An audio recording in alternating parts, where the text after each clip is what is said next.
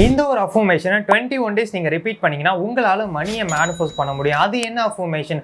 I love money, money loves me, I am money. இந்த affirmation சொன்னால் எப்படா மணியை மேனிஃபெஸ்ட் பண்ண முடியும்னா, இந்த இடத்துல எல்லாமே எனர்ஜி தான், எல்லாமே வைப்ரேஷன் தான். அப்போ நமக்கு மணியை ஃபஸ்ட்டு பிடிக்கணும். இப்போ நம்ம எல்லாருமே மணினா ரொம்ப ஹேட் பண்ணுறோம். மணி வச்சுருக்கவங்களாம் பேடான பீப்புள்ஸ் அப்படின்ற மாதிரி சொல்கிறோம். அப்போ அந்த மணியை நம்ம லவ் பண்ணணும். அதே மாதிரி மணியோட பெர்ஸ்பெக்டிவ்ல வந்து நம்மளை யோசிக்கணும். அதுவும் எனர்ஜி தான். அப்போ அந்த எனர்ஜிக்கும் என்ன பிடிக்கும். ஸோ அப்போ இதை ஒரு அஃபர்மேஷன் சொன்னால் மணிக்கும் உங்களை பிடிக்கும், உங்களுக்கும் மணியை பிடிக்கும், வைப்ரேஷனல் மேட்ச்ன்றது கிரியேட் ஆகுது.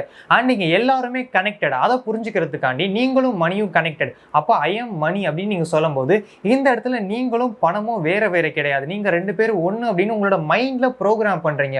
அப்போ என்ன ஆகுனா உங்களால் அந்த மணியை மேனிஃபெஸ்ட் பண்ண முடியும். எப்போ நம்மளால ஒரு விஷயத்தை மேனிஃபெஸ்ட் பண்ண முடியாமல் போகுதுன்னா அது வேற நான் வேற அப்படின்னு நம்மளை செப்பரேட் பண்ணிக்கிறனால தான் நம்மளால அதை மேனிஃபெஸ்ட் பண்ண முடியல.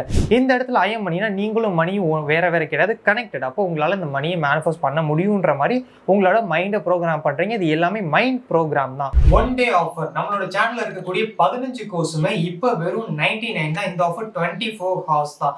நாளைக்கு நைட் இதோடைய ஆஃபர் முடிஞ்சிடும். ஸோ என்னோட நம்பர் டிஸ்பிளேல இருக்கு, டெக்ஸ்ட் பண்ணி 15 கோர்ஸையும் நீங்க பை பண்ணிக்கோங்க. வெறும் 99 அண்ட் லைவ் கம்ப்ளீட்டா எல்லாருக்குமே ஃப்ரீ. 21 டேஸ்ல நிறைய பேருடைய லைஃப் வந்து சேஞ்ச் ஆகுது. ஸோ அந்த பிடிஎஃப் நீங்க எனக்கு கேட்டீங்க அப்படின்னா உங்களுக்கு சென்ட் பண்ணுவேன். உங்களோட சேஞ்சஸ் வந்து நீங்க பார்த்துட்டு அதுக்கப்புறம் நீங்க வந்து ஜாயின் பண்ணிக்கலாம். என்னோட நம்பர் டெக்ஸ்ட் பண்ணி பை பண்ணிக்கோங்க. ஒரே ஒன் டே தான் ஆஃபர். கண்டென்ட் குள்ள போகலாம்.